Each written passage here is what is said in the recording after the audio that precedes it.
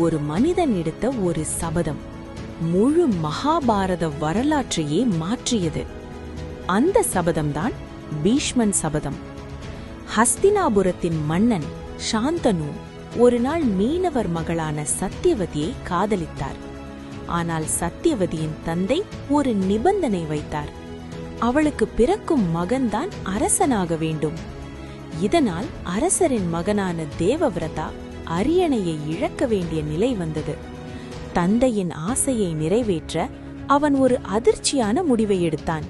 அவன் அறிவித்தான், நான் ஒருபோதும் அரசனாக மாட்டேன், என்றைக்கும் திருமணம் கூட செய்ய மாட்டேன். அந்த பயங்கரமான சபதத்தை கேட்ட உலகமே அதிர்ந்தது. அந்த நாளிலிருந்து தேவவிரதன் பீஷ்மர் என்று அழைக்கப்பட்டான். ஒரு மனிதன் எடுத்த அந்த சபதம் பின்னர் நடந்த குருக்ஷேத்திர வார் வரை வழிவகுத்தது.